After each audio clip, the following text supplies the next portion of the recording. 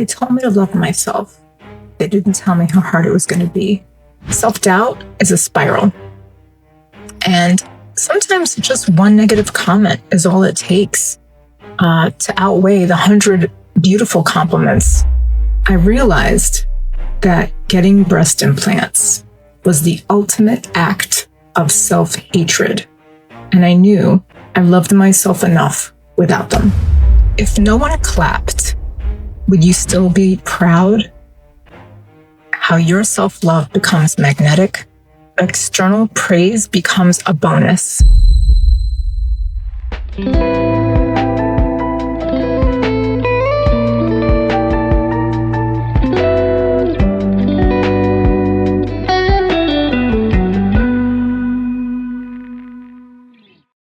They told me to love myself. They didn't tell me how hard it was going to be. In a world built to profit off my self-doubt. So I went searching for approval in their eyes, for the applause. And I thought, if I looked perfect, if I worked harder, if I could compete just a little bit longer, they'd finally say I was enough. Self-love isn't loud. It's not a performance. It's a vow that you keep to yourself. This is the journey back to you. Welcome to the Dynamic Presence Podcast. I'm Sue Perez, your lighthouse. In this episode, I'm talking about that lingering voice, the self-doubt, the constant need for approval. And if you stick around, I'm going to share one of my strategies that you can use today to anchor your self-worth in being, not doing. So I'm going to share a personal story. I have had a very successful career in business, in the beauty industry, as a professional working in media and television and film and entertainment, surrounded by gorgeous women, actresses, anchors, on-camera talent correspondents, celebrities, women that by all accounts, anyone would say they're attractive, right? Beautiful, gorgeous even. And it was exhausting. Some of these jobs I had where you get to work with people that are just stunning, and yet they see the flaw in the mirror. They see the things that they don't like about themselves, and they'll point it out and they'll let you know. And it's always something on their face or their hair or their body, or pinching themselves, feeling overweight, complaining about being overweight, and I get it, it's show business, right? Like, you're on TV or you're on camera, your image is everything. Don't ask about age, because that's another thing, right? I was schooled one time on how nobody talks about their age, right? And that it is competitive. And I understand that. But so many women do this. Like, you're not even an actor, but women in general will critique themselves, complain, not like what they see in the mirror, the constant comparing themselves. It's so competitive among women, right? Just as a group, it can be that way. Outshining each other, trying to keep up with each other, look as good as the next person. And in a way, it's devaluing. Especially when what makes you great has nothing to do with the way that you look. It's an emotional, exhausting roller coaster, constantly chasing approval. It just drains your energy, and energy that you could be using to create, to rest, to dream. Self-doubt is a spiral.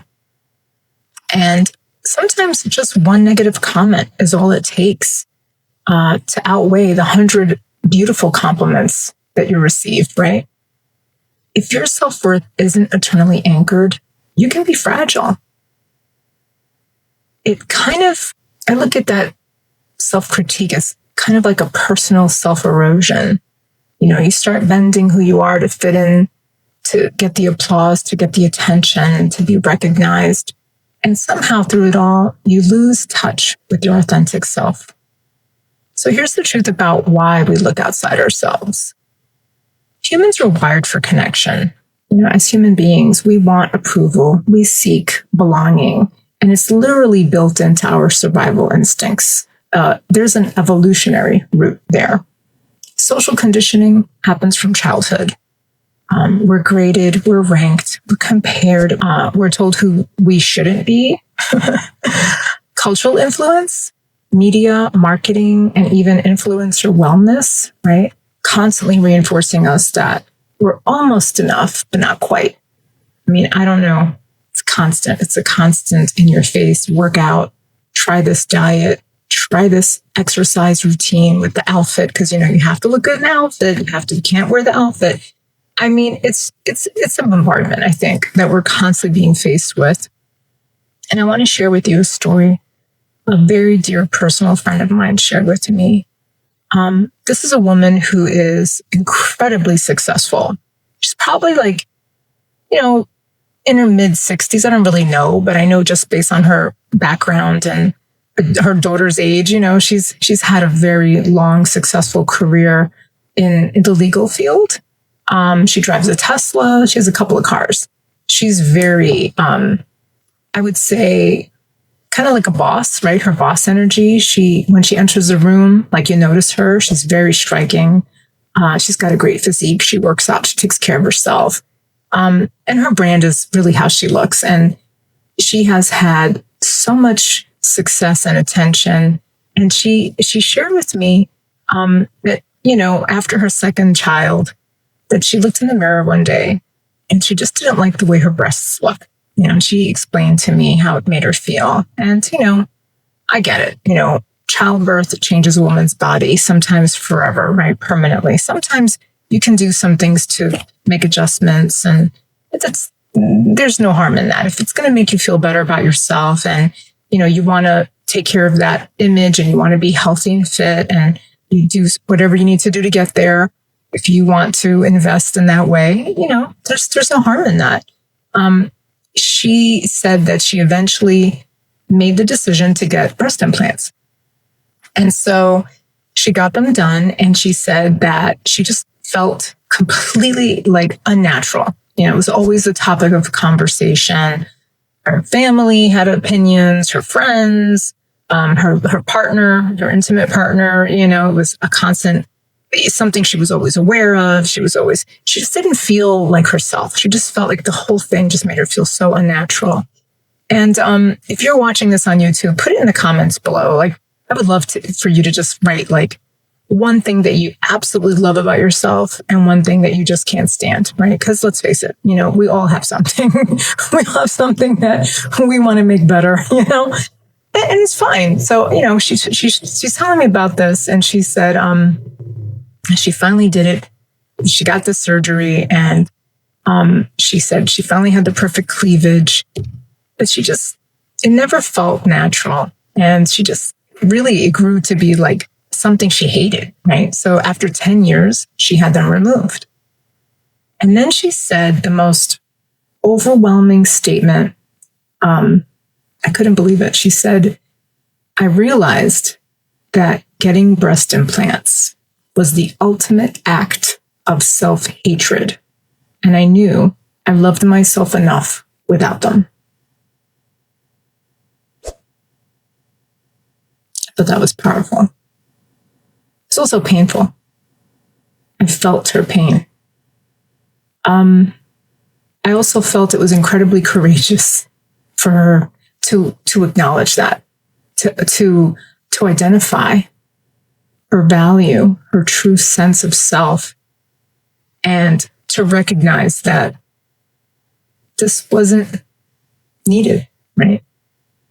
So what are some of the hidden costs for you?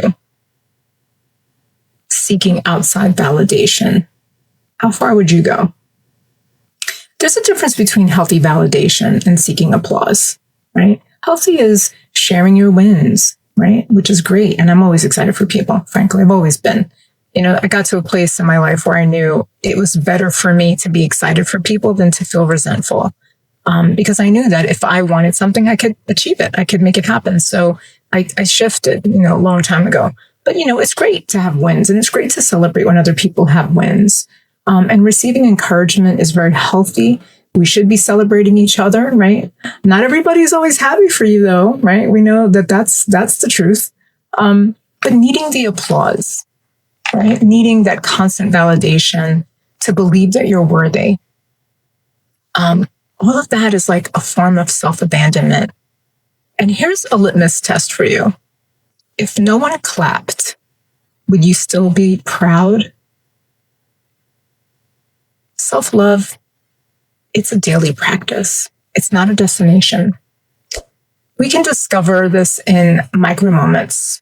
Okay, notice how you talk to yourself when you make a mistake. What kind of offensive language do you use? What names do you call yourself?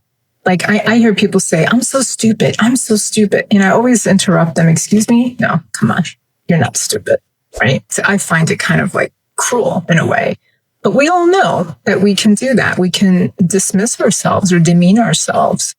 Think about that. Now let's try reparenting ourselves. Learn to be the voice of safety and reassurance that you always wanted to hear. Now I'm going to share the one strategy with you that I want to hopefully empower you with, okay? It's going to anchor your worth in being and not doing. Each morning, list 3 qualities that you value in yourself that have nothing to do with achievement. Things like kindness, maybe helping a friend, doing somebody a favor, being creative, being funny. What are some of the thoughtful things that you've done recently for someone else? Sit with these things for 60 seconds, give yourself some time, each one. Breathe it in like oxygen. And this works because it helps to rewire your worth away from constant performance and into your inherent value. So the empowerment pivot is really about how your self-love becomes magnetic.